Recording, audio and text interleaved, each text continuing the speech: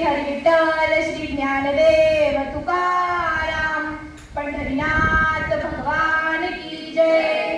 छत्रपती शिवाजी महाराज की जय। धर्मवीर संभाजी महाराज की जय। राम कृष्ण हरी जय जय राम कृष्ण हरी। राम कृष्ण हरी जय जय राम कृष्ण हरी। राम कृष्ण हरी जय हरी। राम कृष्ण हरी जय जय राम कृष्ण हरी हरी। हे विटेवरी कडकडावरी ठेवूनिया सुंदर ते ध्यान उभे विटेवरी कडकडावरी ठेवूनिया तुझी हाड गळा कासे पितांबर आवडे निरंतर हेची ध्यान तुझी हाड गळा कासे पितांबर आवडे निरंतर हेची ध्यान तुका म्हणे माझे हेची सर्व सुख पाहिरशी मुख आवडीने तुका म्हणे माझे हेची सर्व सुख पाहिरशी मुख आवडीने। सर्वांनी वर हात करून भजन करा। विठोबार कुमारी विठोबार आई विठोबार कुमारी विठोबार कुमारी विठोबार कुमारी आई विठोबार कुमारी विठोबार कुमारी विठोबार कुमारी हरी जय जय जय जय जय जय जय जय विठोबार कुमारी हरी। रामकृष्ण हरी जय जय राम कृष्ण हरी। हरी जय जय राम कृष्ण हरी। हरी जय जय राम कृष्ण हरी। हरी जय जय राम कृष्ण हरी। हरी जय जय राम कृष्ण हरी। राम राम राम राम जय जय राम कृष्ण हरी। हरी हरी हरी हरी हरी जय जय राम कृष्ण हरी। राम राम राम राम जय जय राम कृष्ण हरी। हरी हरी हरी हरी जय जय राम कृष्ण हरी। जय जय राम कृष्ण हरी। जय जय राम जय जय राम। रूपा पाहता लोचनी सुख झाले ओ साजनी। रूपा पाहता लोचनी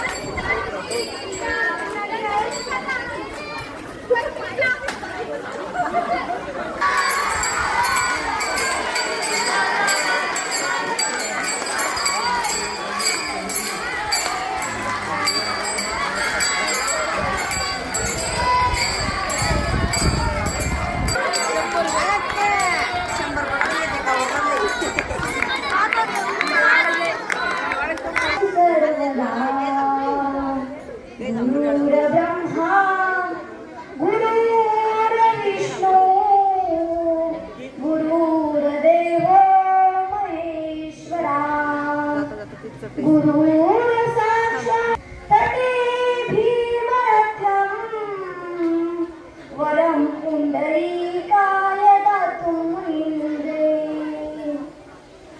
समाकन्दं परब्रह्मलिङ्गं भजे पाण्डुरङ्गं पाण्डुरङ्गकरु प्रथमानमना करू प्रथम नमन पांडुरंगा करू प्रथम नमन दुसरे शरण संतांचिया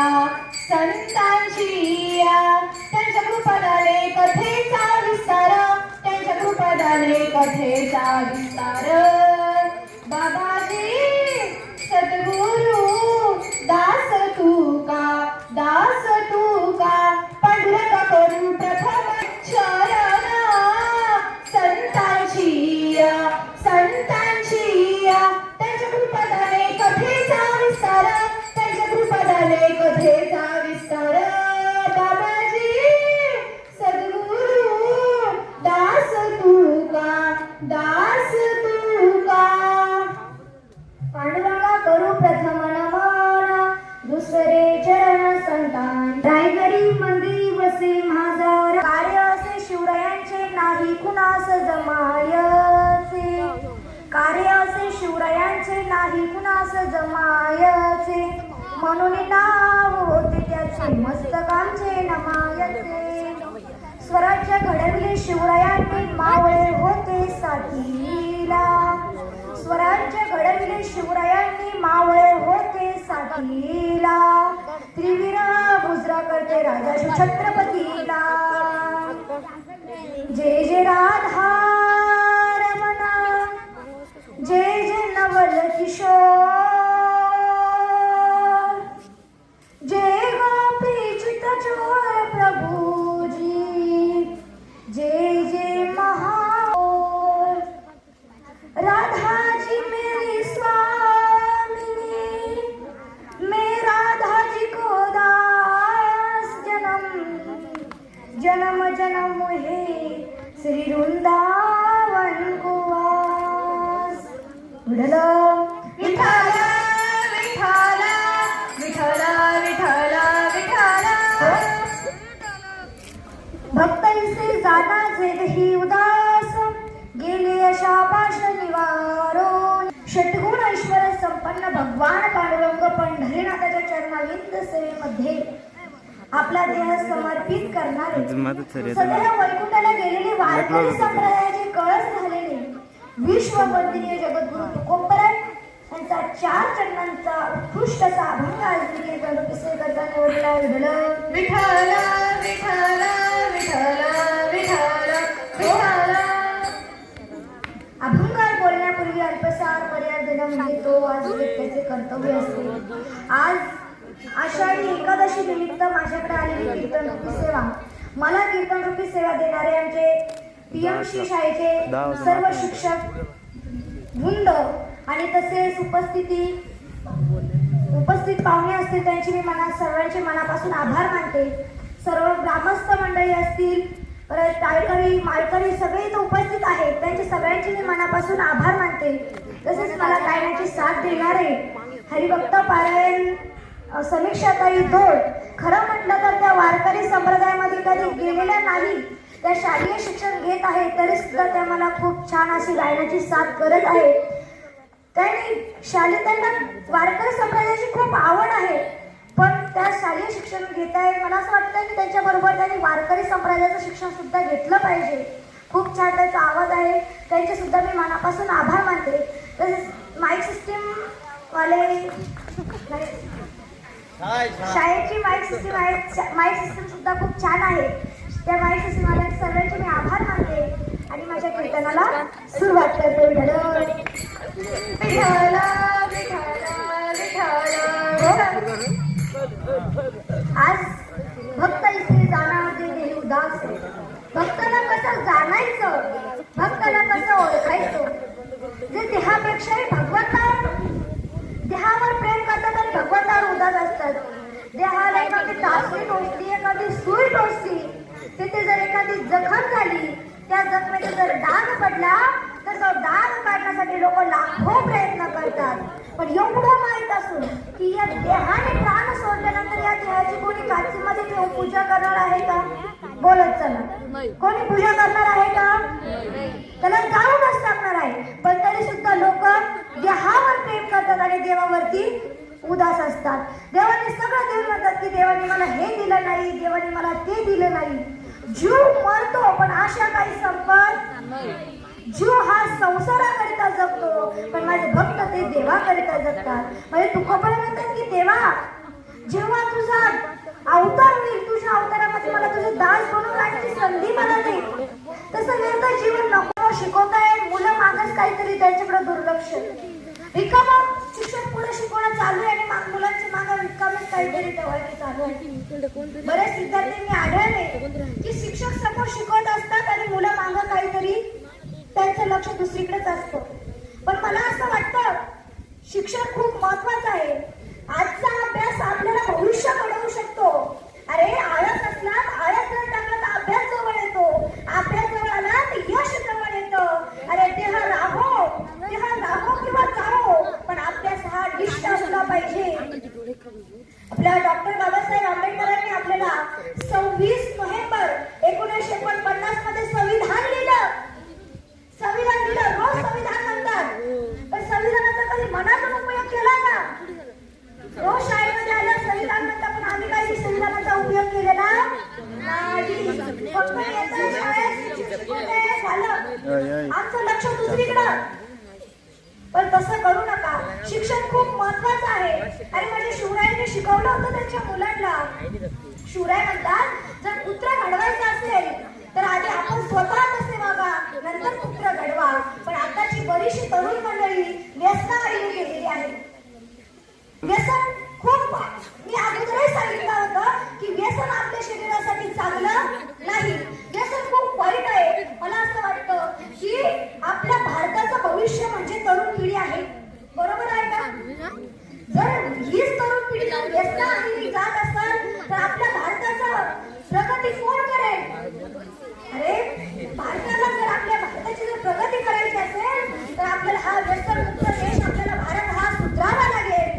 अरे व्यसन करू नका. दारू पिणारा माणूस फक्त दारूच पित नाही, तर त्याच्या एका घोटामध्ये बायकोची इच्छा, अरे आईची माया, मुलांचे संपत, मुलांची स्वप्न आणि बापाची संपत्ती एका घोटात पिऊन टाकतो. म्हणून मी सांगते मित्रांनो की व्यसन करू नका. अरे काय संस्कार होते माझ्या राजावर, अरे काय संस्कार होते माझ्या राजावर. माझे राजे 16 वर्षी रायरेश्वराच्या मंदिरात जाऊन स्वराची स्थापनेची शपथ घेतली.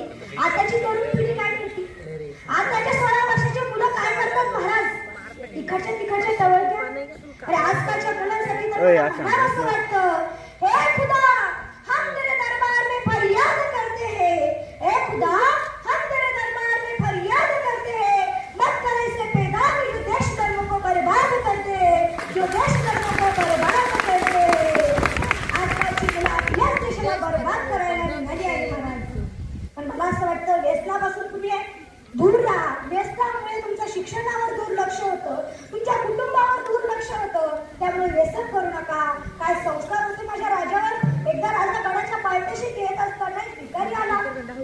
भिकारी म्हटला की वा, हा गड किती छान आहे, किती मोठा आहे, किती सुंदर आहे. या गडाचा राजा कोण आहे? त्यावेळेस माझे शिवराय पळत माझ्या जिजामातेकडे गेले आणि म्हटले की जिजामाता, आपल्या गडाच्या पायथ्याशी एक भिकारी आलाय. तो भिकारी विचारतोय की या गडाचा राजा कोण आहे? माझ्या मासाहेबांनी कानाखाली मारली आणि सांगितलं, अरे राजा, तू या गडाचाच राजा नाही तर तू या तरी काही कामाला येणार नाही. जर मुलांमध्ये जर संस्कार नसेल, तुम्ही किती धन प्रॉपर्टी कमवली तिची तो मातीच करतो, एवढं मात्र नक्की आहे महाराज. म्हणून आपल्या मुलांना चांगले संस्कार घडवा आणि जाता जाता सांगून जाईल की आई वडिलांची सेवा करा, गुरुजनांची सेवा करा, व्यसनामध्ये कोणी जाऊ नका. आणि तसेच आपण 2 मिनिटात देवाचं नामस्मरण करू. सगळ्यांनी हात वरती घ्या.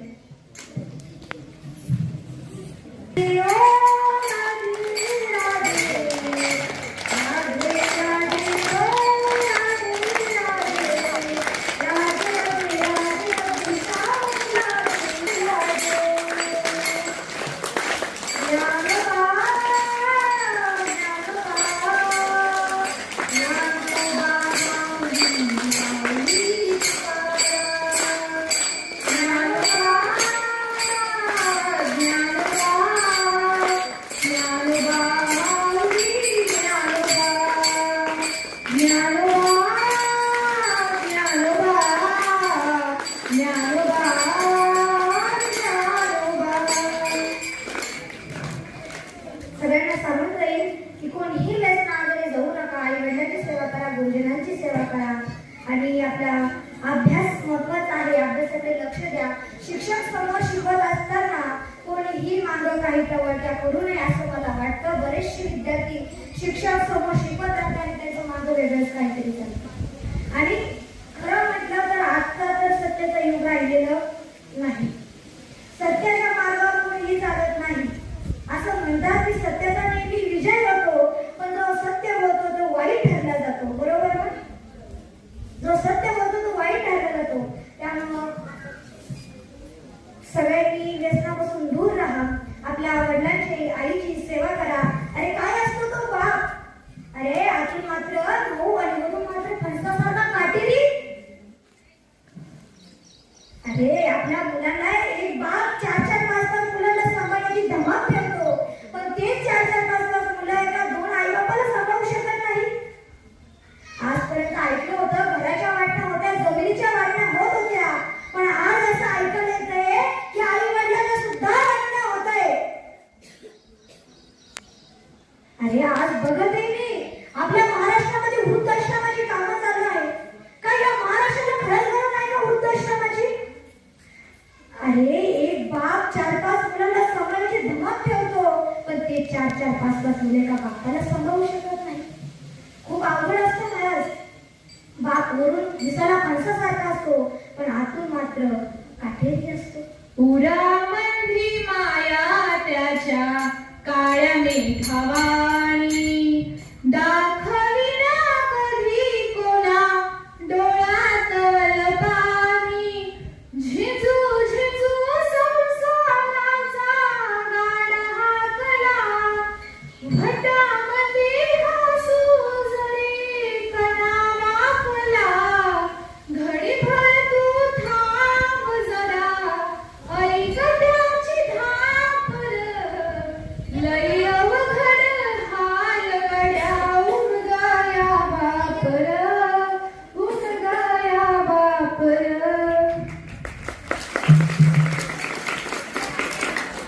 मी जगणं सुद्धा खूप अवघड झालेलं आहे असं मला वाटतं.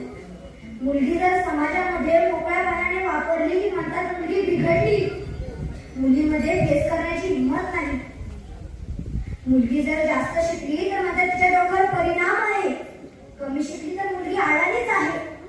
मुलीचं लग्न लवकर केलं की म्हणतात मुलीचं काहीतरी प्रकरण असेल म्हणून लग्न लवकर केलं. लग्न उशिरा केलं तर म्हणतात नाही मुलीचंच काहीतरी खोटं असेल. मुलीला खूप मित्रमंडळी असतील तर म्हणतात मुली टवाळखोर आहे, आणि मुलीला जर मित्रमंडळी नसतील तर म्हणतात मुलगी अक्कलखोरीच आहे. अशा या 2 मुली दुनियेमध्ये मुली जगावं तरी कसं?